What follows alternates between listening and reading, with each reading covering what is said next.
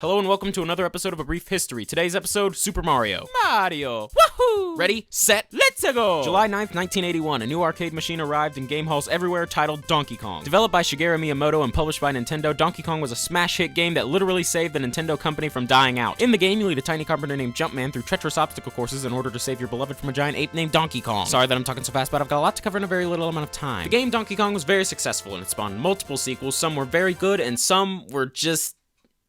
Soon, Jumpman was given a human name, Mario, as well as an occupational change, a brother named Luigi, and a new game called Mario Brothers. Mario Brothers hit the arcades in 1983 and was yet another success for Nintendo. A few years later, the video game market had crashed thanks to the huge dive in the quality of home console games. I'm looking at you, E.T. But it was around this time, in the mid-1980s, that Nintendo released their first home console, the Nintendo Entertainment System. And packaged with that console was a cartridge that contained the games Duck Hunt and Super Mario Brothers.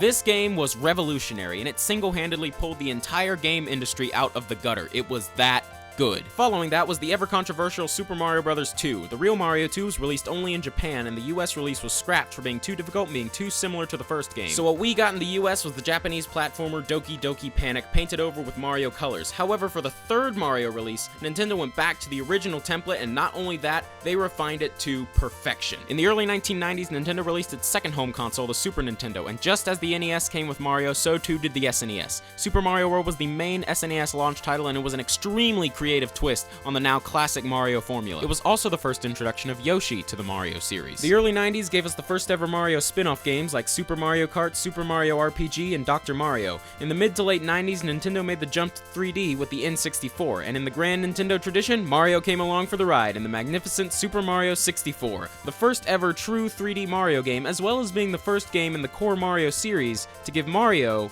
a voice. It's me, Mario! Hello! The N64 also boasted some classic Mario spin-offs like Mario Party, Mario Tennis, and Mario Kart 64. But now, we hit a bit of a change. The GameCube, Nintendo's least successful console, was the first Nintendo system ever to hit retail without a true Mario game. Instead, they launched the GameCube with Luigi's first ever solo game, Luigi's Mansion. Yep, the first ever Luigi solo game. There were no others. Nope, no others. Eventually, the GameCube did get its Mario fix thanks to Super Mario Sunshine, yet another controversial title, but then again, almost every major franchise game from that generation was controversial in some sense. There were spin-offs, and then in 2006, Nintendo released New Super Mario Bros. For the DS, the first in a series of retro-styled Mario games. The game spawned 3 follow-ups on 3 different consoles, Wii, 3DS, and most recently, the Wii U. 1 year after the release of New Super Mario Bros., Mario fans were hit with change like that guy from One Direction got hit in his hoo-hoos.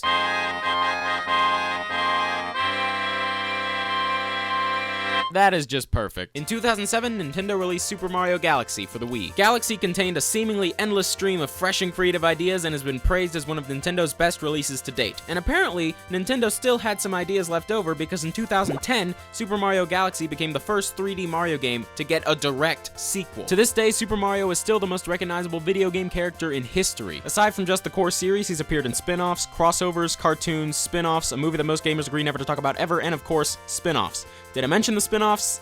Yeah, there are spin-offs. Anyways, that's all I got for you this week. I'll see you then. Later. DFTBA.